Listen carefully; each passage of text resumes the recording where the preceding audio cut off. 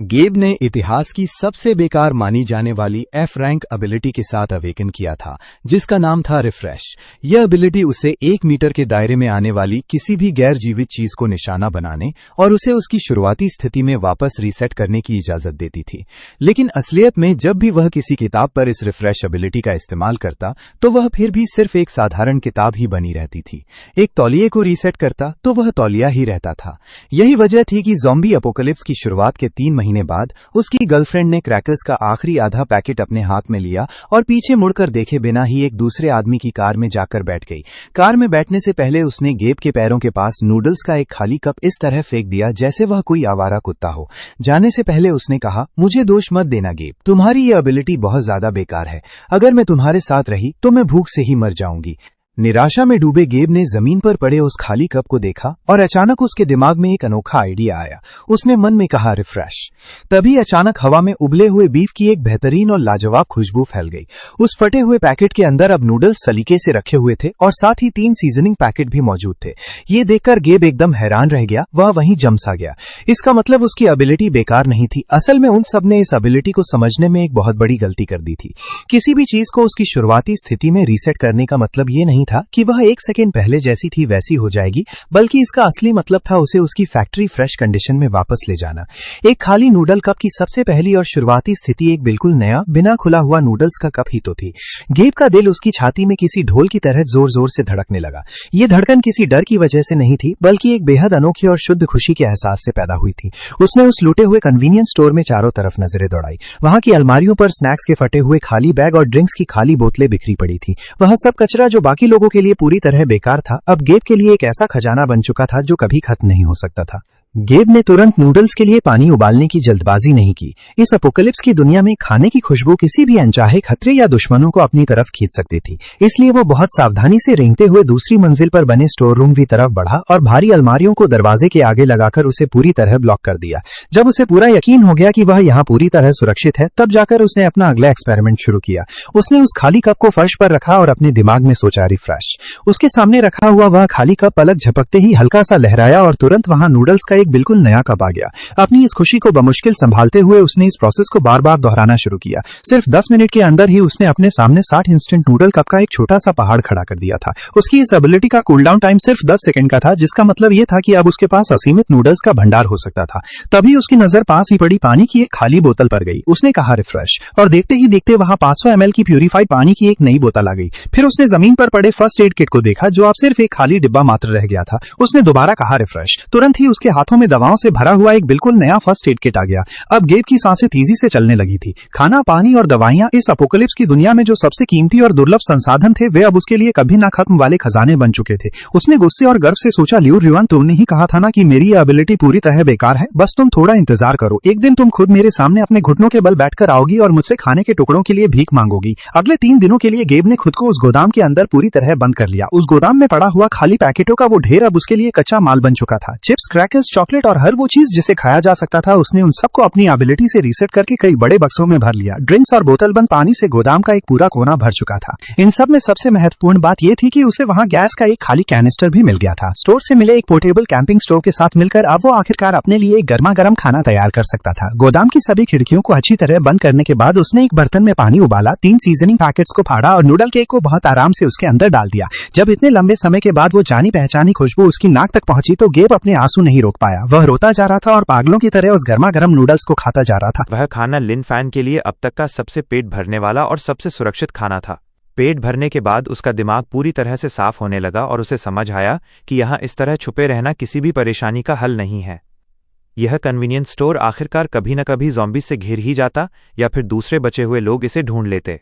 उसे अपने लिए एक ज़्यादा सुरक्षित बेस खोजना ही था। इसके अलावा उसे हथियारों की भी बहुत ज़रूरत थी, क्योंकि इस तबाह हो चुकी दुनिया में सिर्फ खाने और पानी के भरोसे रहने का मतलब खुद को मौत के मुंह में धकेलना था। लिन फैन ने अपने सारे सामान को 2 बड़े हाइकिंग बैकपैक्स में अच्छी तरह पैक किया।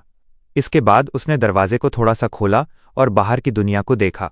कुछ ज़ॉम्बीज सड़क पर बिना किसी मकसद के इधर उधर भटक रहे थे। उसने एक गहरी सांस ली। उसने उस फ्रूट नाइफ को मजबूती से पकड़ा जिसे उसने अपनी एबिलिटी से रिफ्रेश किया था और जो अब बिल्कुल नए चाकू की तरह धारदार हो चुका था। अब यहां से निकलने का समय आ गया था। बाहर निकलना काफी तनाव से भरा था, लेकिन कोई बड़ी दुर्घटना नहीं हुई। लिन फैन ने ज़्यादातर ज़ॉम्बीज से बचने के लिए पीछे की भूल भुलैया जैसी गलियों का इस्तेमाल किया। जब कभी उसका सामना अकेले भटके हुए ज़ॉम्बीज से होता तो वो अपनी रिफ्रेश की हुई कोक की एक भरी हुई कैन को पूरी ताकत से उनकी तरफ फेंक देता। जब वो ज़ॉम्बी लड़खड़ा जाता तो वो अपने चाकू से उसका काम तमाम कर देता। उसका अगला ठिकाना पश्चिम की तरफ मौजूद ब्लू बे रेजिडेंसेस था। वो एक मशहूर और आलीशान इलाका था जहाँ की सुरक्षा व्यवस्था बहुत तगड़ी थी। वहाँ की दीवारें ऊंची और मोटी थीं, जो कम से कम शुरुआती समय में तो ज़ॉम्बीज़ को रोकने में कामयाब रहती। इससे भी ज़्यादा ज़रूरी बात यह थी कि वहाँ उसके माता पिता का घर था। जब ये एपोकैलिप्स आया था तब वो अपने स्कूल में था और उसका अपने माता पिता से संपर्क टूट गया था। अब उन्हें ढूंढना ही उसका एकमात्र मकसद था, लेकिन ब्लू बे तक का ये सफ़र उसकी उम्मीद से कहीं ज़्यादा मुश्किल था। पूरा शहर पूरी तरह से ठप हो चुका था और हर मुख्य सड़क पर लावारिस गाड़ियां खड़ी थीं। लिन फैन ने रास्ते में बहुत सी त्रासदियां देखीं। लोग खाने पीने के सामान के लिए आपस में हिंसक लड़ाइयां कर रहे थे। तब जाकर लिन फैन को असलियत में इस बात का एहसास हुआ कि लियू यान्योन ने जो धोखा उसे दिया था वो इस क्रूर दुनिया का शायद सबसे छोटा हिस्सा था। यहाँ पर इंसानियत पूरी तरह से खत्म हो चुकी थी। तीसरे दिन की शाम होते होते वो आखिरकार ब्लू बे के बाहरी इलाके में पहुंच गया। वहां के ऊंचे लोहे के दरवाजे मजबूती से बंद थे। वो दीवारों पर गार्ड्स को पहरा देते हुए देख सकता था। जैसा उसने सोचा था, ये जगह अब बचे हुए लोगों का एक मजबूत गढ़ बन चुकी थी। वह पास ही में छुप गया और काफी देर तक वहां की हलचल को देखता रहा। इस कंपाउंड के अंदर जाने के लिए उसे उनकी चेकिंग से गुजरना ही पड़ता, इसलिए उसने अपना बैग तैयार किया, अपने ज्यादातर सामान को एक छुपे हुए सीवर के अंदर छिपा दिया और अपने पास सिर्फ पानी की 2 बोतलें और क्रैकर्स का एक पैकेट रखा ताकि वो एक साधारण शरणार्थी जैसा दिख सके। इसके बाद वो धीरे धीरे गेट की तरफ बढ़ा।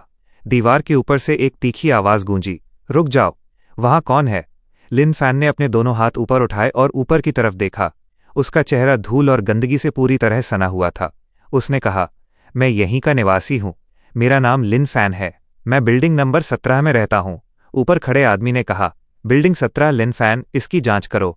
वो आदमी थोड़ी देर के लिए शांत हो गया, मानो वो रेडियो पर इस नाम को वेरीफाई कर रहा हो। कुछ देर बाद गेट थोड़ा सा खुला। एक आदमी अपने हाथ में लोहे का पाइप लिए पूरी तरह से सतर्क होकर बाहर आया। उसने रूखे लहजे में कहा, अपनी आईडी दिखाओ। लिन फैन ने अपनी जेब से वो आईडी कार्ड निकाला जो उसने पहले से तैयार करके रखा था और उसे सौंप दिया। उस आदमी ने आईडी कार्ड को चेक किया और फिर लिन फैन को ऊपर से नीचे तक देखा। उसने पूछा, सिर्फ तुम अकेले हो? तुम्हारा सामान कहाँ है? उसकी बात सुनकर लिन फैन ने अपना सिर नीचे झुका लिया और उसकी आवाज में डर की वजह से एक हल्की सी कंपन साफ महसूस हो रही थी। उसने कहा, रास्ते में मुझसे सब कुछ लूट लिया गया, अब मेरे पास बस यही बचा है। वो आदमी ये सुनकर थोड़ा झल्लाया। वो थोड़ा शक के दायरे में लग रहा था, लेकिन लिन फैन के इस कमजोर शरीर और दयनीय हालत को देखकर आखिरकार उसने अपनी सतर्कता थोड़ी कम कर दी। उसने कहा, अंदर आ जाओ, यहाँ के नियमों को याद रखना, जितने भी नए लोग यहाँ आते हैं उन्हें अपने सामान का आधा हिस्सा सबके लिए सौंपना पड़ता है। उसकी यह बात सुनकर लिन फैन का दिल बैठ गया, लेकिन अच्छी बात यह थी कि वो इसके लिए पहले से तैयार होकर आया था। इसलिए उसने आज्ञाकारी तरीके से अपना सिर हिलाया और पानी की एक बोतल और आधा पैकेट क्रैकर्स उस आदमी को दे दिए। उस आदमी ने सामान अपने हाथ में लिया। उसकी आंखों में लिन फैन के लिए एक नफरत का भाव साफ दिखाई दे रहा था, लेकिन फिर भी उसने अपना हाथ हिलाया और उसे अंदर जाने का इशारा कर दिया। कंपाउंड के अंदर पहुंचने के बाद वहां का नज़ारा देखकर लिन फैन ने थोड़ी राहत की सांस ली। वहां का माहौल अब भी तनावपूर्ण था। कम से कम वहां एक व्यवस्था थी। लोग पहरा दे रहे थे, कुछ लोग सुरक्षा को और मजबूत करने में लगे हुए थे। कम्युनिटी सेंटर में महिलाएं और बच्चे भी इकट्ठा थे। ये जगह इस तबाह हो चुकी दुनिया में एक टापू की तरह थी, जो बाहर चल रहे खून खराबे से कुछ समय के लिए बिल्कुल अलग थी। रजिस्ट्रेशन के वक्त वहां मौजूद एक बुजुर्ग महिला ने मुझे बताया कि अब यहां का सारा काम ब्रदर बाओ नाम का एक आदमी संभालता है। वो पहले यहां का प्रॉपर्टी मैनेजर हुआ करता था। एपोकैलिप्स आने के बाद उसने अर्थ एलिमेंट, धरती की शक्ति की ताकत हासिल कर ली और सबको बचाने के लिए एक गार्ड टीम तैयार की। यहाँ के सभी निवासियों को उनके कंट्रीब्यूशन पॉइंट्स, योगदान के अंकों के आधार पर रोज का राशन मिलता था।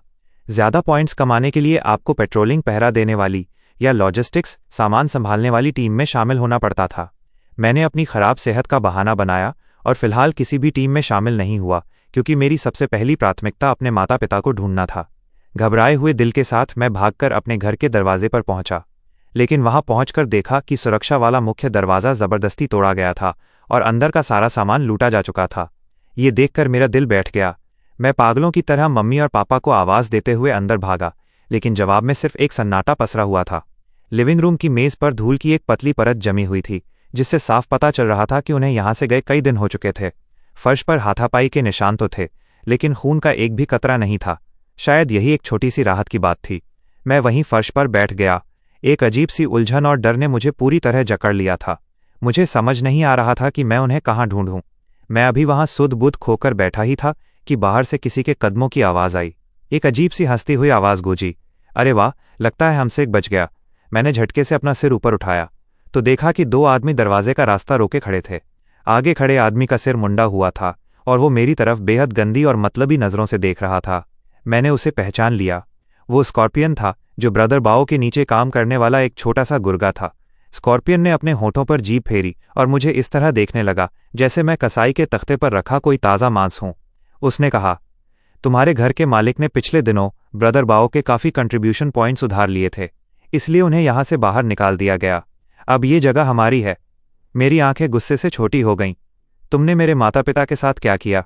उसने हंसते हुए कहा, बस उन्हें बाहर निकाल दिया।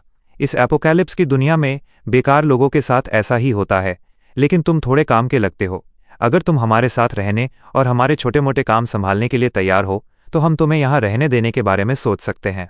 मैं कितना नासमझ था जो इस जगह को एक सुरक्षित पनाहगाह समझ रहा था।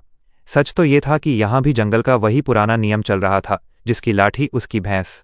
जैसे ही वे दोनों मेरे करीब आने लगे, मेरा हाथ चुपके से मेरे बैग की साइड पॉकेट की तरफ बढ़ा। अंदर वो फ्रूट नाइफ, चाकू रखा था जिसकी धार को मैंने बिल्कुल चमका दिया था। लेकिन जैसे ही मैंने अपनी जान की बाजी लगाने के लिए खुद को तैयार किया, तभी दरवाजे से एक ठंडी और कड़क महिला की आवाज़ आई, रुक जाओ। स्कॉर्पियन और उसके आदमी ने जैसे ही देखा कि दरवाजे पर कौन है, उनके कदम वहीं के वहीं रुक गए। उनके चेहरों की गंदी मुस्कान तुरंत गायब हो गई और उसकी जगह चापलूसी और डर ने ले ली। दरवाजे पर खड़ी वो महिला काले रंग के कॉम्बैट गियर, लड़ाकू कपड़ों में थी। उसके हाथ में एक टैंग डाओ, एक तरह की तलवार थी जिसकी ब्लेड पर अब भी गहरे लाल रंग के खून के दाग लगे थे। उसके पीछे उसकी टीम के कुछ और भी मजबूत और खतरनाक साथी खड़े थे। मैं उसे जानता था। वो शेन लिंग थी, जो गार्ड्स की सबसे मजबूत कॉम्बैट टीम ब्लेड की कैप्टन थी। अफवाह थी कि उसने एक दुर्लभ मेटल टाइप धातु की शक्ति की एबिलिटी हासिल की है। उसकी ताकत का अंदाजा लगाना नामुमकिन था और वो ब्रदर बाओ की सबसे भरोसेमंद सिपाही थी। शेन लिंग ने स्कॉर्पियन को पूरी तरह इग्नोर किया। उसकी नज़रें मुझ पर आकर टिक गईं और उसने सीधे लहजे में मुझसे पूछा, यहाँ क्या चल रहा है? मैंने इस मौके को हाथ से नहीं जाने दिया और तुरंत घबराते हुए कहा, ये लोग मुझे परेशान करने की कोशिश कर रहे हैं।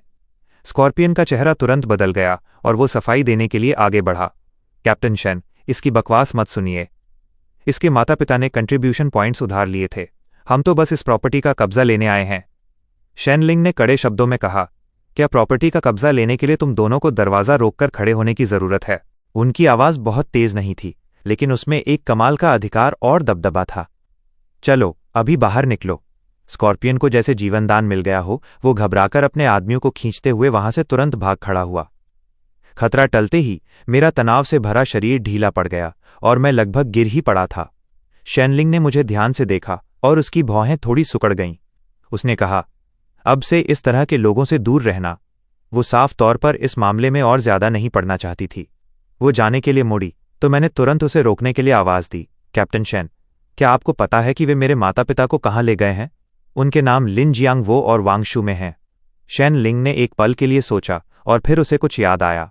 उसने बताया, ब्रदर बाओ ने उन सभी लोगों को जिनके पास कोई सुपरनैचुरल एबिलिटी, असाधारण शक्ति नहीं है, और साथ ही उन बुजुर्गों और दिव्यांगों को जो भारी मजदूरी नहीं कर सकते, नॉर्थ गेट, उत्तरी द्वार के बाहर बने एक सुनसान कारखाने में भेज दिया है।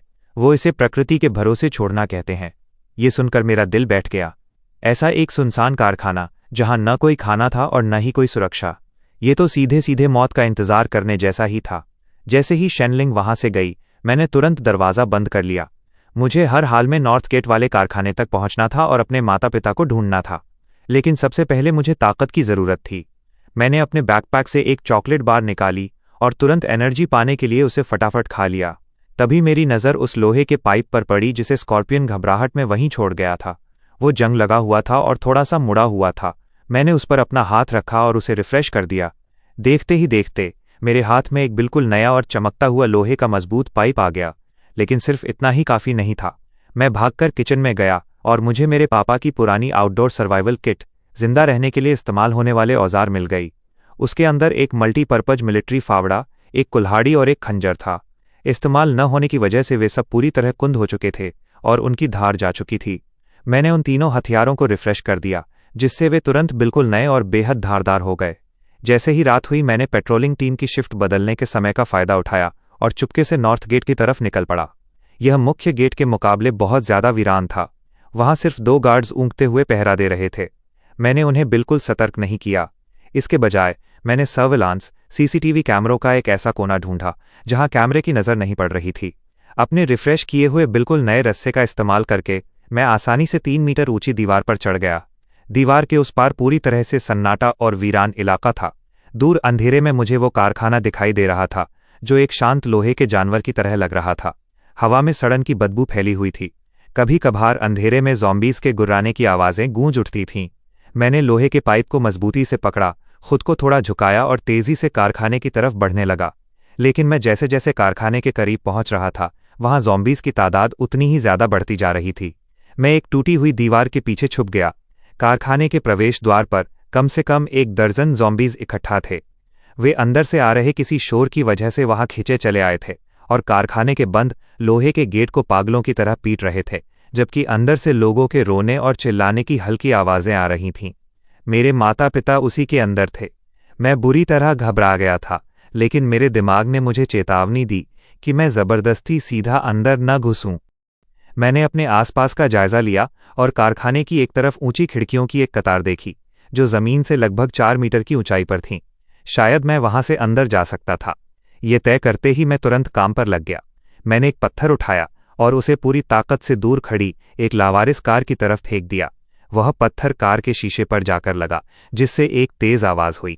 उम्मीद के मुताबिक गेट पर मौजूद ज़ॉम्बीज़ का ध्यान उस आवाज की तरफ भटक गया। वे धीरे से मुड़े और उस आवाज की दिशा में बढ़ने लगे। इस मौके का फायदा उठाते हुए मैं तेजी से कारखाने की दीवार की तरफ भागा। मैंने अपने बैकपैक से एक रस्सी निकाली, जिसके एक सिरे पर क्लाइंबिंग पिक चढ़ने वाला हुक बंधा हुआ था। मैंने उसे पूरी ताकत से ऊपर की तरफ घुमाकर फेंका। वो हुक खिड़की के फ्रेम में मजबूती से अटक गया। मैंने एक गहरी सांस ली, फुर्ती से रस्सी पर चढ़ा और पलक झपकते ही खुद को खींचकर खिड़की के अंदर से होते हुए मैं कारखाने के फर्श पर लुढ़क गया। ये एक बहुत बड़ा प्रोडक्शन फ्लोर था, जो जंग लगी हुई मशीनों और बिखरे हुए पुर्जों से भरा पड़ा था। टूटी हुई छत से होकर चांद की बस पतली पतली किरणें ही अंदर छनकर आ रही थीं। तभी वर्कशॉप के दूसरे छोर से मुझे सिसकियों और आपस में बहस करने की दबी दबी आवाज़ें सुनाई दी। मैंने बहुत ही सावधानी से उन आवाज़ों का पीछा किया। बेकार पड़ी मशीनों से घिरे एक कोने में मुझे दर्जनों बचे हुए लोग दिखाई दिए, जिनमें ज़्यादातर बुजुर्ग और बच्चे थे। मैंने तुरंत उनके बीच अपने माता पिता को ढूंढ निकाला। वे उस कोने में एक दूसरे से दुबक कर बैठे थे। मेरी माँ अपने घुटनों को पकड़कर चुपचाप रो रही थीं, जबकि मेरे पिता उन्हें कसकर थामे हुए दिलासा दे रहे थे। ये देखकर मेरी आंखें तुरंत भर आईं और मेरे मुंह से एक दबी हुई चीख निकल गई। मेरी आवाज़ सुनते ही सब चौंक गए और सबके सिर मेरी तरफ मुड़ गए। जैसे ही मेरे माता पिता की नज़र मुझ पर पड़ी, वे झटके से सीधे खड़े हो गए। उनके चेहरों का सन्नाटा पल भर में बेहद अनोखी खुशी में बदल गया। मेरी माँ जोर से चिल्लाईं और घिसटते हुए मेरी तरफ भागीं। इस भयानक एपोकैलिप्स के बीच हम तीनों का वो परिवार एक दूसरे से कसकर लिपट गया। इस मिलन की खुशी ने हमारे सारे डर और चिंताओं को पल भर में धो दिया। लेकिन जल्द ही एक कड़क और रूखी आवाज़ ने इस भावुक पल को चकनाचूर कर दिया। तुम कहाँ से आए? चेहरे पर निशान स्कार वाला एक आदमी आगे बढ़ा, जिसके पीछे कई तगड़े नौजवान खड़े थे। साफ था कि यहाँ का लीडर वही था। उसने मेरे कंधों पर टंगे हुए उस फूले हुए बैकपैक को देखा और उसकी आंखों में लालच साफ दिखाई दे रहा था। उसने कहा, लड़के, अकेले यहाँ तक पहुँचने के लिए बहुत जिगर चाहिए। इस बैकपैक में क्या है? इसे खोलो, जरा हम भी देखें। मैं अपने माता पिता के आगे खड़ा हो गया और ठंडी नज़रों से उसे देखते हुए कहा, ये मेरा सामान है। तुम्हारा? स्कार ने हंसते हुए ताना मारा। यहाँ आसपास किसी का कुछ नहीं है।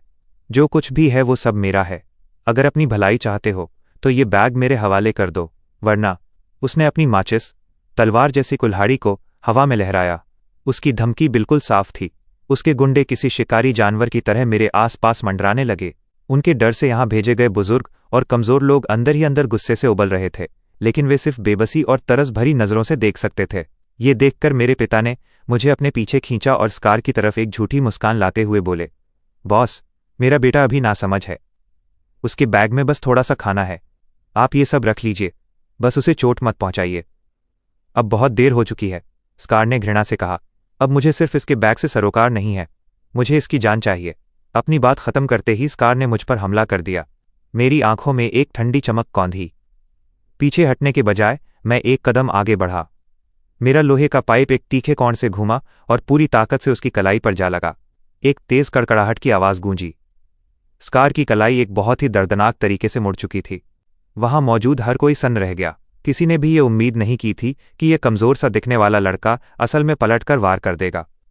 स्कार दर्द के मारे बुरी तरह कराह रहा था और पसीने पसीने हो गया था। उसका चेहरा गुस्से से बिगड़ गया और वो दहाड़ा, तुमने मुझे मारा, पकड़ो इसे, दबोच लो इसे, मैं इसे ऐसा सबक सिखाऊंगा कि ये मौत की भीख मांगेगा। वे गुंडे तुरंत होश में आए और चिल्लाते हुए मेरी तरफ लपके। मैंने अपना बैकपैक अपने माता पिता की तरफ फेंक दिया और बचाव के लिए अपना पाइप ऊपर उठा लिया। एक गुंडे ने मुझ पर लकड़ी का डंडा चलाया। मैं एक तरफ हटा और फुर्ती से अपनी कलाई घुमाई। मेरे पाइप का दूसरा सिरा सीधे उसके जांघों के बीच कमजोर हिस्से पर जा लगा। वो तुरंत दर्द से चीख उठा, दो दो होकर वहीं ढेर हो गया। मेरा एक भी वार बेकार नहीं जा रहा था। मेरा हर एक प्रहार उनके शरीर के सबसे कमजोर जोड़ों पर लग रहा था। खुद को सुरक्षित रखने के लिए बस उतना ही काफी था। लेकिन जिस चीज ने उन्हें सबसे ज्यादा डरा दिया वो ये थी कि मेरा स्टैमिना ताकत कभी न खत्म होने वाला लग रहा था। उनमें से दो को धूल चटाने के बाद बाकी बचे हुए गुंडे बुरी तरह खौफ में आ गए और आगे बढ़ने की उनकी हिम्मत नहीं हुई। स्कारफेस्ड अपने टूटे हुए हाथ को पकड़े हुए हैरान और गुस्से से मुझे घूर रहा था। उसने कांपती आवाज में पूछा, कौन हो तुम आखिर? क्या तुम भी कोई एबिलिटी यूजर, शक्तिशाली इंसान हो? मैंने उसे कोई जवाब नहीं दिया। मैंने बस अपनी ठंडी और कातिलाना निगाहें उस पर टिका दीं। एपोकैलिप्स के इन पिछले महीनों में मैंने जो भी दुख और तकलीफें झेली थीं वे सब इस पल में एक शुद्ध और भयंकर गुस्से में बदल चुकी थीं। मैंने कहा, यहां से दफा हो जाओ वरना मरने के लिए तैयार रहो। मेरी इस बेरहमी ने उन सबको सुन्न कर दिया था। स्कारफेस्ट के चेहरे के हाव भाव पल पल बदलने लगे। उसने कभी उम्मीद नहीं की थी कि वो किसी इतने खतरनाक इंसान से पंगा ले बैठेगा। लेकिन जब ये गतिरोध चल ही रहा था तभी अचानक कारखाने के लोहे के गेट पर एक कान फोड़ देने वाले धमाके की आवाज हुई, जिसके बाद दूसरा और फिर तीसरा धमाका हुआ। ये होते ही वहां मौजूद लोगों में भगदड़ मच गई। बाहर के ज़ॉम्बीज गेट को बुरी तरह से पीट रहे थे। आखिर ये क्या हो रहा था? ज़ॉम्बीज अचानक इस तरह पागल क्यों हो रहे थे? खौफ जंगल की आग की तरह फैल गया। स्कारफेस्ट के पास अब इन सब बातों के लिए समय नहीं था। उसने अपने कई गुंडों के साथ मिलकर उस मुड़ते हुए गेट को रोकने के लिए अपने शरीरों और वहां पड़े मलबे का इस्तेमाल करना शुरू कर दिया। लेकिन बाहर ज़ॉम्बीज की तादाद बहुत ज्यादा थी। हमलों की वजह से गेट पर बड़े बड़े गड्ढे पड़ चुके थे। उसका ताला इस भारी दबाव में चरमरा रहा था और वो बस टूटने ही वाला था। हर कोई पूरी तरह से निराश हो चुका था। मेरे माता पिता डर के मारे कांप रहे थे और उन्होंने मेरा हाथ कसकर पकड़ रखा था। मैंने उस तरफ देखा। वो एक पुराना जंग लगा हुआ लोहे का गेट था। मेरे दिमाग में एक साहसी विचार आया। तभी हर किसी की हैरान निगाहों के बीच हाथ में लोहे का पाइप लिए मैं गेट की तरफ बढ़ने लगा।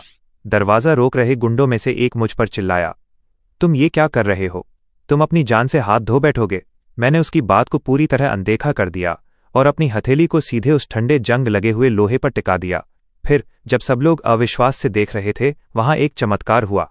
वो गड्ढों से भरा और टूटा हुआ लोहे का गेट मानो समय के पीछे घूमने की तरह धीरे धीरे सीधा और साफ होने लगा, यहां तक कि उसका मुड़ा हुआ फ्रेम भी बिल्कुल सीधा हो गया।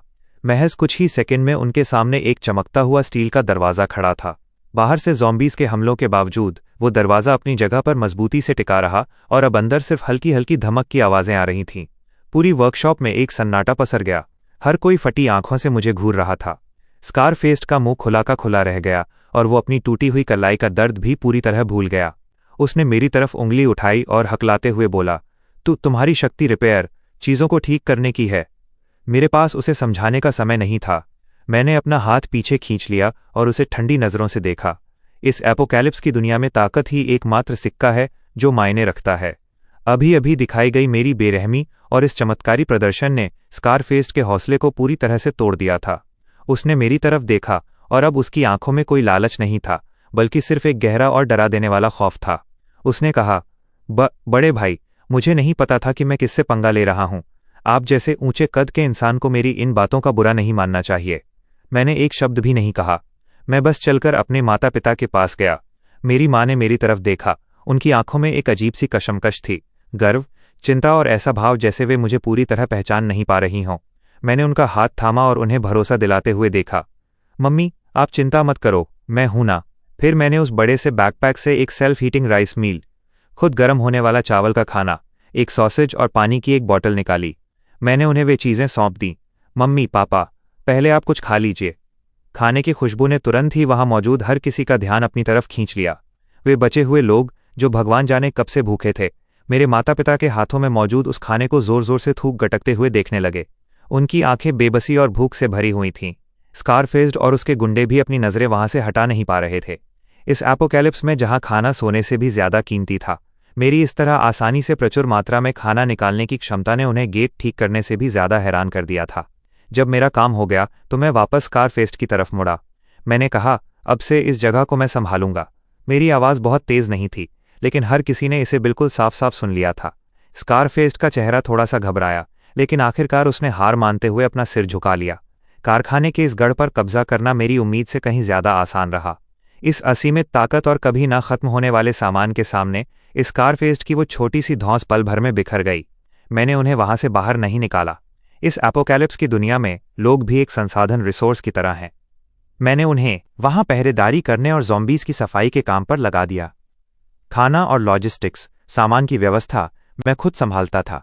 हर दिन मैं खुद को एक प्राइवेट कमरे में बंद कर लेता और ये नाटक करता कि मैं इन्वेंट्री, सामान की लिस्ट चेक कर रहा हूं, जबकि असल में मैं जितनी तेजी से हो सके उतनी तेजी से खाना तैयार कर रहा होता था।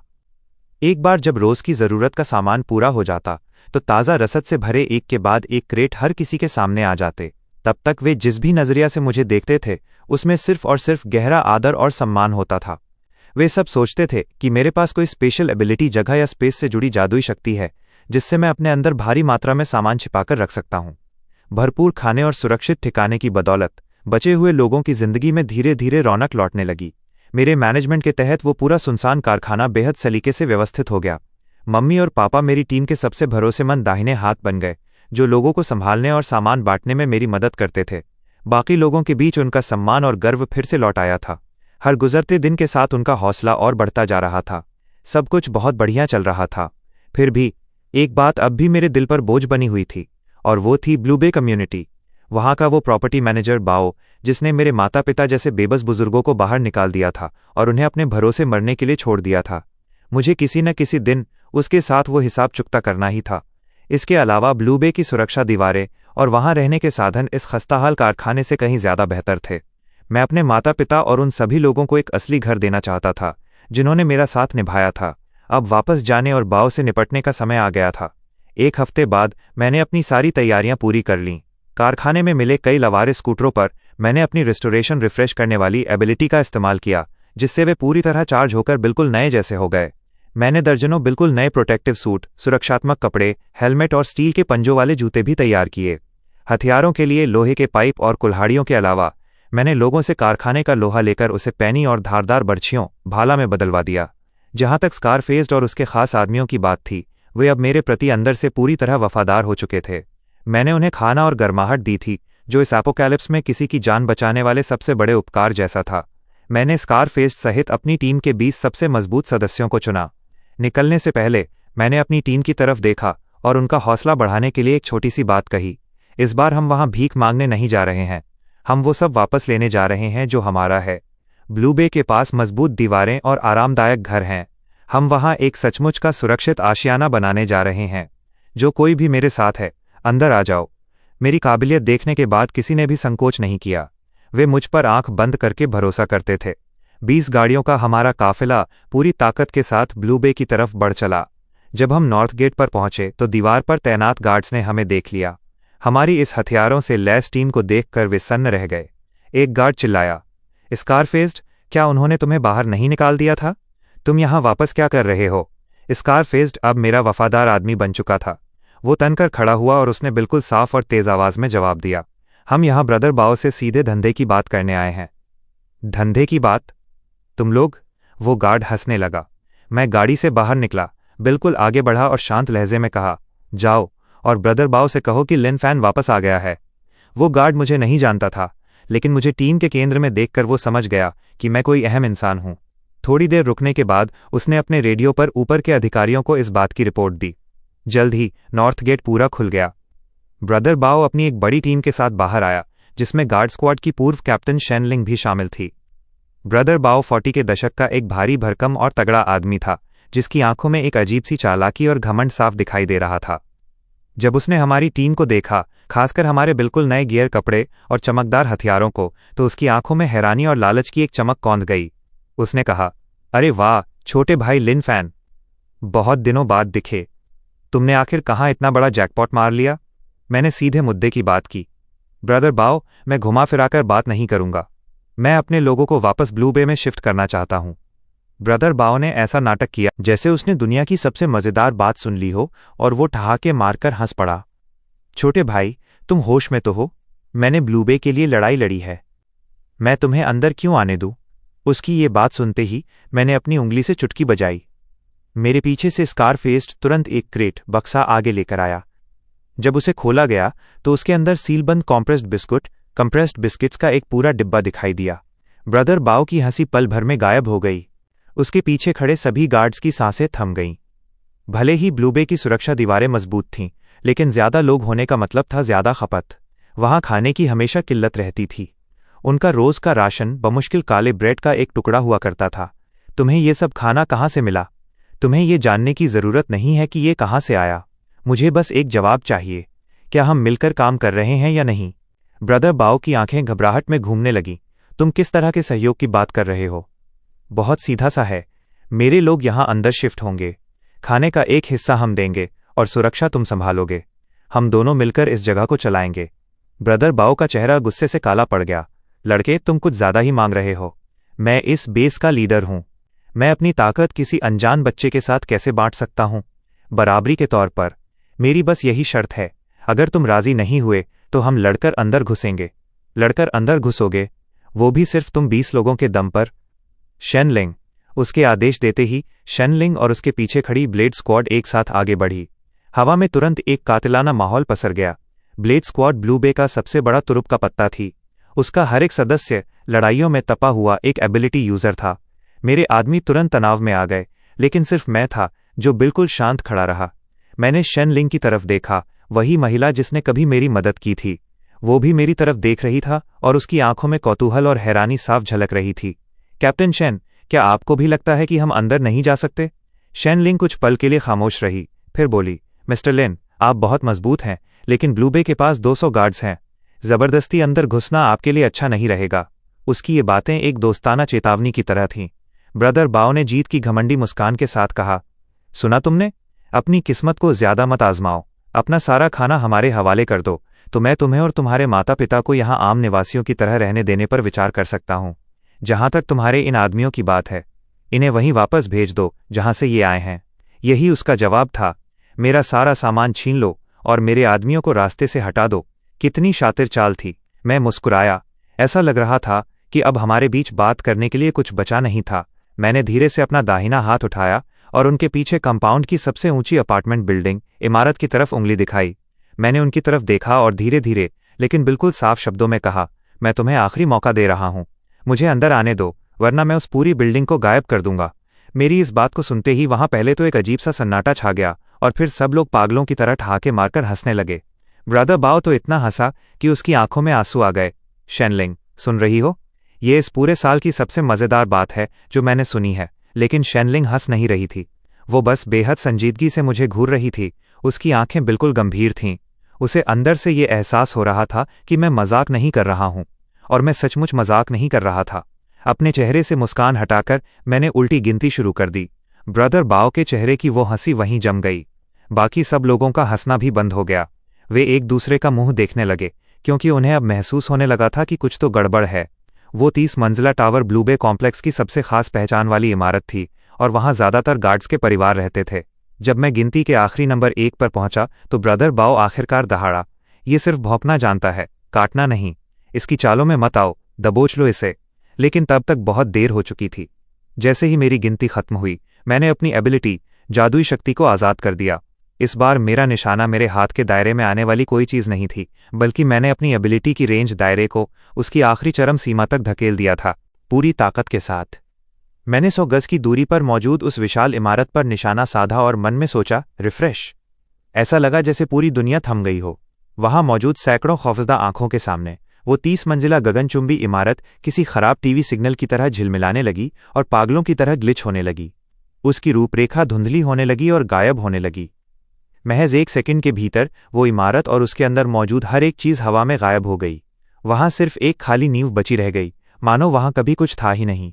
हर किसी का चेहरा जम गया और वे गहरे सदमे और एक अनजाने खौफ से सुन्न पड़ गए। ब्रदर बाओ के आदमियों के हौसले पूरी तरह टूट गए। वे अपने हथियार फेंककर चिल्लाते हुए चारों दिशाओं में भागने लगे, मानो कयामत से बचकर भाग रहे हों। खुद ब्रदर बाओ फर्श पर ढेर हो गया। उसका चेहरा पीला पड़ चुका था, होंठ कांप रहे थे और उसके मुंह से एक शब्द भी नहीं निकल पा रहा था। उसकी वो गर्व से भरी 200 आदमियों की गार्ड टीम पल भर में बिखर गई। शेनलिंग और उसके पीछे खड़ी ब्लेड स्क्वाड हिम्मत तो नहीं हारी, लेकिन उनके चेहरों पर भी सिर्फ और सिर्फ गहरा सदमा और खौफ साफ दिखाई दे रहा था। शेनलिंग का हाथ, जिसने अपनी तलवार को थाम रखा था, हल्का सा कांप उठा। उसने मेरी तरफ देखा और उसकी निगाहें अब पूरी तरह बदल चुकी थीं। वो अब किसी काबिल बचे हुए इंसान की तरफ नहीं देख रही थी, बल्कि धरती पर चलते फिरते किसी भगवान को देख रही थी। मैंने धीरे से अपना हाथ नीचे किया और जमीन पर लाचार पड़े ब्रदर बाओ के पास गया। वो मेरी तरफ ऐसे देख रहा था जैसे मैं कोई राक्षस हूं और उसका पूरा शरीर किसी पत्ते की तरह कांप रहा था। मैंने पूछा, अब क्या मैं अपने लोगों को अंदर ला सकता हूं? ब्रदर बाओ ने पागलों की तरह हाँ में सिर हिलाया और रास्ता खाली करने के लिए घिसटते हुए एक तरफ हो गया। मैंने उसे पूरी तरह इग्नोर किया, अपने पीछे खड़े लोगों की तरफ मुड़ा और स्कारफेस्ड और बाकी सभी लोगों से कहा जो मेरी ही तरह हैरान खड़े थे, शहर के अंदर चलो। तब जाकर मेरी टीम अपने सदमे से बाहर आई। उन्होंने मेरी तरफ देखा और उनकी आंखों में मेरे लिए एक कट्टर श्रद्धा और भक्ति का भाव था। वे जानते थे कि उनका लीडर मजबूत है, लेकिन उन्होंने कभी इस स्तर की ताकत की कल्पना नहीं की थी जो पूरी की पूरी इमारत को ही मिटा दे। यह किस तरह की शक्ति थी? ऐसे लीडर के पीछे चलते हुए इस एपोकैलिप्स प्रलय की दुनिया में बचे रहना कोई बड़ी बात नहीं थी। हमारा काफिला ब्लू बे रेजिडेंसेस के अंदर दाखिल हुआ, जबकि हर कोई फटी आंखों से हमें देख रहा था। किसी की भी हमारे रास्ते में खड़े होने की हिम्मत नहीं हुई। शेनलिंग और उसकी ब्लेड स्क्वाड चुपचाप हमारे पीछे पीछे चलने लगी, मानो वे हमें एस्कॉर्ट सुरक्षा घेरा देना कर रही हों। मैं जानता था कि उस दिन के बाद से ब्लू बे रेजिडेंसेस को एक नया मालिक मिल चुका था। ब्लू बे में अच्छी तरह से बसने के बाद जो सबसे पहला काम मैंने किया वो था पुराना हिसाब किताब चुकता करना। ब्रदर बाओ और उसके वे खास गुर्गे जो डर के दम पर राज करते थे, उन्हें सलाखों के पीछे डाल दिया गया। मैंने उन्हें जान से नहीं मारा, मैंने बस उनसे उनकी सुपरनैचुरल शक्तियां छीन ली। विकसित इवॉल्व होने के बाद मेरी रिफ्रेश करने की क्षमता अब जीवित चीज़ों पर भी काम कर सकती थी।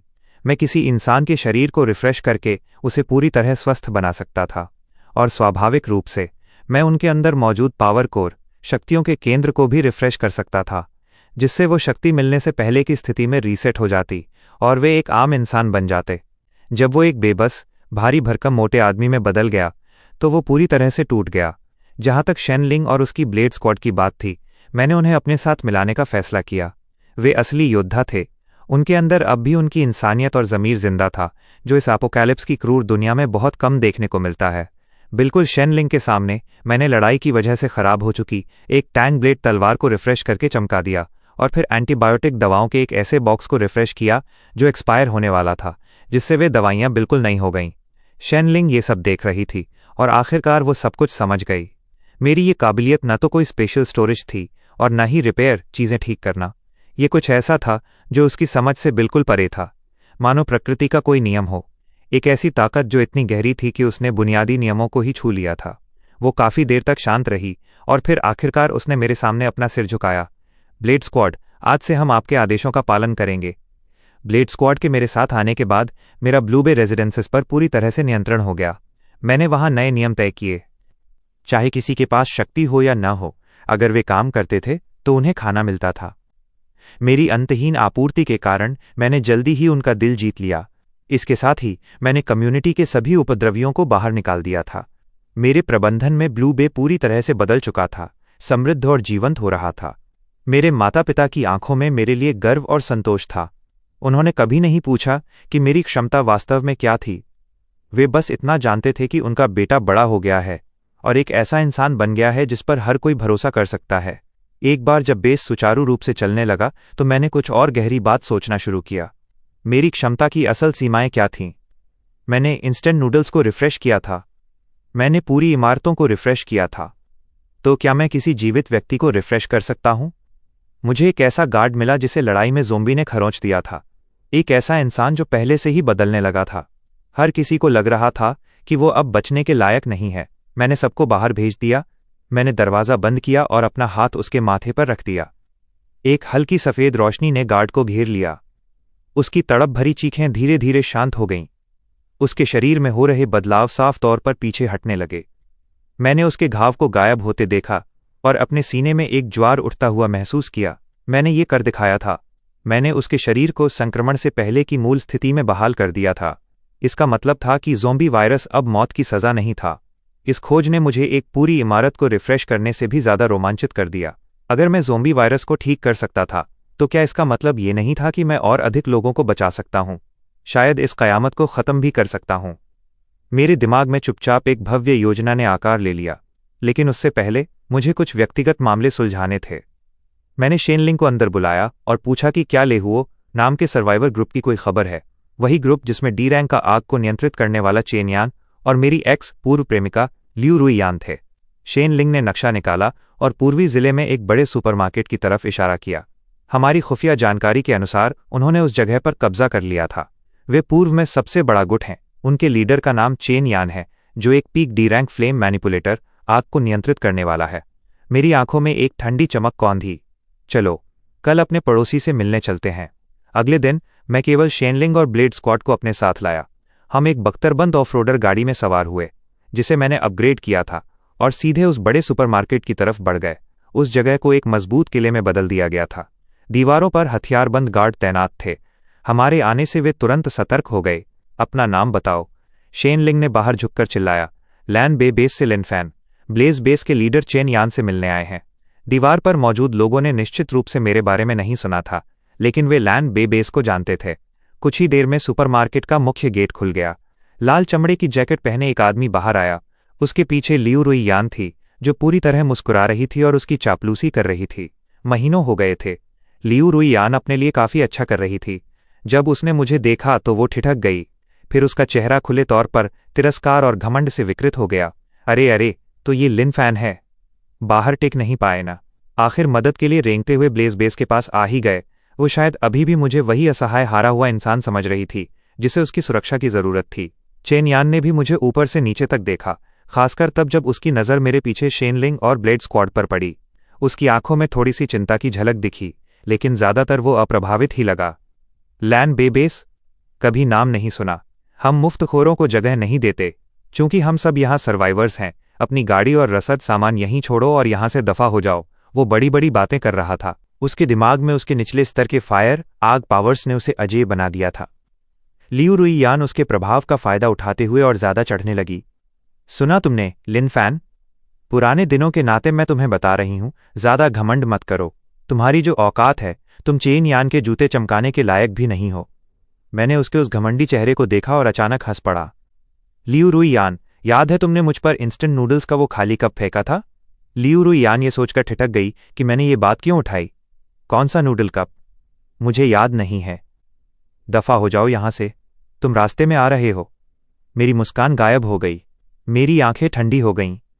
तुम्हें याद ना हो, लेकिन मुझे याद है। आज मैं यहां तुम्हें वही खिलाने आया हूं। लियू रुई यान को ऐसा लगा जैसे उसने दुनिया का सबसे मजेदार मजाक सुना हो। मेरी तरफ उंगली उठाते हुए वो ठहाके मारकर हंस पड़ी। लिनफैन, क्या तुम्हारा दिमाग खराब हो गया है? मुझे नूडल कब खिलाओगे? तुम्हें ऐसा कहने का हक किसने दिया? चेन यान ने हाथ बांधकर उपहास उड़ाते हुए कहा। काफी बड़ी बातें कर रहे हो बच्चे। लगता है अगर हम तुम्हें सबक न सिखाएं तो तुम्हें मौत शब्द लिखना भी नहीं आएगा। जैसे ही उसने अपनी बात खत्म की, उसकी हथेली में एक जलता हुआ आग का गोला बन गया, जिससे भीषण गर्मी निकलने लगी। ब्लेड स्क्वाड के सदस्य तुरंत रक्षात्मक मुद्रा में आ गए। सिर्फ मैं और शेनलिंग बिना हिले डुले खड़े रहे। मैंने उसके हाथ में मौजूद आग के गोले को देखा। मैंने अपना सिर हिलाया। क्या तुम्हारे पास बस यही है? दयनीय। जैसे ही मैंने कहा, मैंने अपना हाथ उठाया। चेन यान की हथेली में जलता हुआ आग का गोला हवा में मोमबत्ती की तरह बुझ गया। एक हल्के फुफकार के साथ वो हवा में गायब हो गया। चेन यान के चेहरे की घमंडी मुस्कान तुरंत जम गई। वो अविश्वास से अपनी खाली हथेली को देखने लगा। ये क्या हुआ? मेरी आग कहाँ गई? उसने अपनी क्षमता को दोबारा बुलाने की कोशिश की, लेकिन चाहे उसने कितनी भी कोशिश की, एक चिंगारी तक नहीं सुलगी। उसकी वो बेशकीमती डी रैंक आग को नियंत्रित करने की शक्ति जा चुकी थी। तुमने मेरे साथ क्या किया? चेन यान ने डर के मारे चीखती हुई आवाज में मेरी तरफ उंगली उठाई। मैंने उसे कोई जवाब नहीं दिया। मैं बस लियू रुई यान की तरफ मुड़ा, जो डर के मारे सुन्न खड़ी थी। अब तुम्हें दिखा कि मुझे किसने हक दिया। लियू रुइयान के होंठ कांप रहे थे। उसका चेहरा लाश की तरह सफ़ेद पड़ चुका था। उसे कोई अंदाज़ा नहीं था कि अभी क्या हुआ था, लेकिन उसने उस भयानक आग की शक्ति को मेरे सामने चुपचाप दम तोड़ते देखा था। डर के कारण वह एक वाक्य तक नहीं बोल पा रही थी। शेनलिंग ने उसे आलू की बोरी की तरह मेरे सामने पटक दिया, जिससे वो घुटनों के बल बैठने को मजबूर हो गई। उसके चेहरे पर आंसू और नाक बह रहे थे और वो रहम की भीख मांग रही थी। मैंने इस दयनीय दृश्य को बिना किसी भावना के देखा। मैंने अपनी जेब से कुछ निकाला। यह कुचला हुआ ब्रेस्ड बीफ इंस्टेंट नूडल का वही कप था जिसे उसने पहले मुझ पर फेंका था। मैंने इसे इतने समय से संभाल कर रखा था। मेरे हाथ में मौजूद वो खाली डिब्बा तुरंत रिफ्रेश होकर नूडल्स के एक बिल्कुल नए कप में बदल गया। मैंने पैकेजिंग को फाड़ा, नूडल्स और मसाले के पैकेट बाहर फेंक दिए और सिर्फ खाली कागज का कटोरा रहने दिया। मैंने इसे लियू रुइयान के सामने रख दिया। लियू रुइयान जमीन पर रखे खाली कटोरे को घूरने लगी। उसका चेहरा किसी लाश से भी ज्यादा पीला था। वो जानती थी कि मैं मजाक नहीं कर रहा हूं। कांपते हाथों से उसने कागज के कटोरे को उठाया और सबके सामने उसे खाने के लिए मजबूर हो गई। उसका पूरा चेहरा आंसुओं और नाक से सना हुआ था। चेन यान ने ये सब देखा और आखिरकार उसे समझ आ गया कि उसने किस भयानक इंसान से पंगा ले लिया है। उसके पैर जवाब दे गए और वो भी घुटनों के बल बैठ गया। मैंने उसकी तरफ नहीं देखा। मैं बस खामोशी से लियू रुइयान को तब तक देखता रहा जब तक कि वो उस कागज के कटोरे को उसके रैपर समेत पूरा निगल नहीं गई। ले हुए बेस का पतन मेरी उम्मीद से भी ज्यादा आसान था। अपने लीडर की शक्तियों के छिन जाने और डर के कारण मेरे तौर तरीकों के सामने उन्होंने बिना किसी खास लड़ाई के आत्मसमर्पण कर दिया। मैंने दोनों बेसों का आपस में विलय कर दिया और ब्लू बेबेस शहर के पूर्वी हिस्से में सबसे शक्तिशाली सर्वाइवर ग्रुप बन गया। लियू रुइयान से निपट लेने के बाद मैंने अपनी पूरी ऊर्जा बेस के विकास और अलौकिक क्षमताओं सुपरनैचुरल एबिलिटीज के अनुसंधान में लगा दी। एक बार जब ये बात बाहर फैल जाएगी कि मैं ज़ोंबी वायरस को ठीक कर सकता हूं, तो ये पूरी दुनिया को हिलाकर रख देगी। जब तक मेरे पास खुद की रक्षा करने के लिए पर्याप्त ताकत नहीं आ जाती, मुझे इस रहस्य को छुपाकर रखना होगा। मैंने एक गुप्त मेडिकल लैब बनाई जिसे मेरे माता पिता चलाते थे, विशेष रूप से उन संक्रमित लोगों के इलाज के लिए जिन्हें अभी भी बचाया जा सकता था। जिस भी व्यक्ति को मैंने ठीक किया वो मेरे प्रति गहराई से आभारी था और मेरा सबसे वफादार अनुयायी बन गया। मेरा प्रभाव तेजी से बढ़ता गया। इस दौरान मेरा सामना दूसरे सर्वाइवर गुटों से भी हुआ। दोस्तों को मैंने रसद, सप्लाई और सहायता की पेशकश की। दुश्मनों के प्रति मैंने कोई दया नहीं दिखाई। लिन फैन का नाम धीरे धीरे एक किंवदंती बन गया। कुछ लोग मुझे मुक्ति का मसीहा कहते थे, जबकि अन्य मुझे विनाश का राक्षस बुलाते थे। लेकिन वे चाहे जो भी कहें, वे इस एक सच को झुठला नहीं सकते थे। मैं इस कयामत से भरी दुनिया के शिखर पर खड़ा हो चुका था। कयामत के 5वें वर्ष में ब्लू बेबेस फैलकर 1 लाख की आबादी वाले एक मेगा सिटी महाशहर में बदल चुका था। हमारे पास एक व्यापक सुरक्षा प्रणाली, आत्मनिर्भर कृषि और बहाल हो चुकी सामाजिक व्यवस्था थी। यहाँ लोग फिर से मुस्कुरा रहे थे और मैं इस शहर के निर्माता और रक्षक के रूप में शायद ही कभी सार्वजनिक रूप से दिखाई देता था। मेरा अधिकांश समय शहर के केंद्र में सबसे ऊंचे टॉवर के शीर्ष पर बीतता था, जहां से मैं अपने हाथों से बनाए इस शहर को निहारता था। मेरी क्षमताएं भी इतनी बढ़ चुकी थीं कि पहचानी नहीं जा सकती थीं। अब मुझे अपनी दृष्टि में आने वाली हर चीज को रिफ्रेश करने के लिए शारीरिक स्पर्श की आवश्यकता नहीं थी। मैं बंजर भूमि को रिफ्रेश करके उसे उपजाऊ बना सकता था।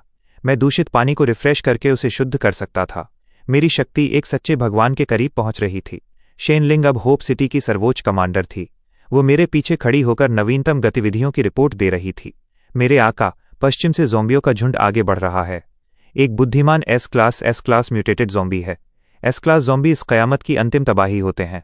हर एक के पास पूरे शहर को नष्ट करने की शक्ति होती है। इन शब्दों को सुनकर मेरी नजरें दूर तक भेद गईं। मैंने ज़ोंबियों की उस काली लहर को देखा जिसमें करोड़ों ज़ोंबी आसमान और सूरज को छुपाए हुए थे, और उसके केंद्र में हड्डियों के एक सिंहासन पर बैठा हुआ वो एस क्लास ज़ोंबी किसी सम्राट की तरह विराजमान था। ऐसा लगा जैसे उसे भी मेरे देखने का एहसास हो गया हो। उसकी खून जैसी लाल आंखें हवा में मेरी आंखों से टकराईं। एक भयानक मानसिक दबाव, साइकिक प्रेशर 100 मील की दूरी को पार करता हुआ सीधे मुझसे आ टकराया।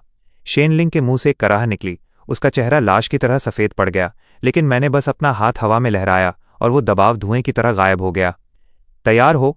शेनलिंग ने एक गहरी सांस ली। उसकी आंखें स्थिर थीं। होप सिटी अंत तक आपके साथ खड़ी है। मैं मुस्कुराया और मैंने अपना सिर हिलाया। नहीं, हम मर नहीं रहे हैं। मैं उसकी और इस शहर के हर इंसान की तरफ मुड़ा। ये कयामत अब खत्म होती है। मैं अकेला ही होप सिटी से बाहर निकला और शहर की दीवार के शीर्ष पर खड़ा हो गया, उस ज़ोंबियों की लहर के सामने जो स्वर्ग और पृथ्वी को निगलने के लिए तैयार दिख रही थी। शहर के भीतर 1 लाख नागरिक विशाल स्क्रीनों पर मुझे देख रहे थे। वे घबराए हुए थे, डरे हुए थे, लेकिन इन सबसे बढ़कर उन्हें भरोसा था। उस एस क्लास ज़ॉम्बी की दहाड़ ऐसी थी मानो उनकी आत्मा को चीर रही हो। उसने अपने झुंड को अंतिम हमले का आदेश दिया। धीरे धीरे मैंने अपने हाथ उठाए, मानो पूरी दुनिया को गले लगा रहा हूं। हर किसी ने मान लिया कि मैं कोई दुनिया को हिला देने वाला हमला करने वाला हूं, लेकिन वे गलत थे। मेरे चेहरे पर मारने का कोई इरादा नहीं था, सिर्फ दया का एक अंश था। मेरी शक्ति कभी विनाश के लिए नहीं बनी थी, यह पुनर्जन्म के लिए बनी थी। मैंने अपनी आंखें बंद कर लीं और जो कुछ भी मेरे पास था उसे पूरी तरह से मुक्त कर दिया। कुछ भी पीछे नहीं रोका, किसी एक ज़ॉम्बी को निशाना नहीं बनाया, किसी एक क्षेत्र को निशाना नहीं बनाया, बल्कि इस जख्मी टूटी हुई मरती हुई दुनिया को निशाना बनाया। समय मानो थम सा गया। शब्दों से परे एक प्रकाश, एक कोमल लेकिन अनंत सफ़ेद रोशनी मुझसे फूटी और बाहर की ओर पूरी दुनिया में फैल गई। जहां जहां वो रोशनी पहुंची, वे उन्मादी ज़ॉम्बी वहीं के वहीं रुक गए। उनका सड़ता हुआ मांस ठीक होने लगा, उनकी धुंधली आंखें साफ हो गईं। उनकी आंखों में मौजूद हिंसा और खून की प्यास की जगह उलझन और इंसानियत ने ले ली। वो रोशनी पूरी धरती पर छा गई। फटी हुई सूखी जमीन से हरी घास उगने लगी। वो धूसर धुंध छट गई और साफ नीला आसमान दिखाई देने लगा, जिसे उन्होंने सदियों से नहीं देखा था। हड्डियों के सिंहासन पर बैठा वो एस क्लास ज़ॉम्बी दहशत से देखता रहा, क्योंकि उसका अपना शरीर बदल रहा था। उसने विरोध करने की कोशिश की, लेकिन वो इसे रोक नहीं सका। यह दुनिया की उत्पत्ति से आई एक आदिम शक्ति, प्राइमोर्डियल फोर्स थी। आखिरकार उसने भी वापस इंसान का रूप ले लिया और शून्य में अपने ही हाथों को निहारने लगा। पूरी दुनिया को रिफ्रेश कर दिया गया था। वायरस से संक्रमित हर व्यक्ति सामान्य हो गया था। कयामत से नष्ट हुआ हर पर्यावरण वापस जीवित हो उठा, मानो वो 5 साल का दुस्वप्न कुछ और नहीं बल्कि एक भ्रम था। होप सिटी के भीतर एक सन्नाटा छा गया। हर कोई अपनी स्क्रीन के जरिए इस चमत्कारी दृश्य को देखकर स्तब्ध था। कोई नहीं जानता था कि कितना समय बीत चुका था। पहले व्यक्ति ने खुशी के आंसू रोए, उसके बाद दूसरे ने, फिर तीसरे ने, जब तक कि गगनभेदी तालियों और गूंज ने पूरे शहर को हिला नहीं दिया, जो इस पूरी नई दुनिया में गूंज रही थी। वे मेरा नाम चिल्ला रहे थे। मैं शहर की दीवार के शीर्ष पर खड़ा था और कोमल हवा को महसूस कर रहा था। मैं मुड़ा और मैंने शेनलिंग को देखा। मैंने अपने माता पिता को देखा। मैंने उम्मीद से भरे अनगिनत खुश चेहरे देखे। मैं मुस्कुराया। मेरे सामने मौजूद इंस्टेंट नूडल्स असीमित रूप से रिफ्रेश हो सकते थे, और मेरे पैरों के नीचे की ये दुनिया भी। तो दोस्तों, इसी के साथ ये कहानी यहीं पर ख़त्म होती है। अगर आपको ये कहानी पसंद आई हो तो ऐसी ही और मज़ेदार कहानियों के लिए हमारे चैनल को सब्सक्राइब ज़रूर कर लेना। वीडियो पर कमेंट, लाइक और शेयर करना मत भूलना। मिलते हैं एक और नई वीडियो में, तब तक के लिए बाय बाय।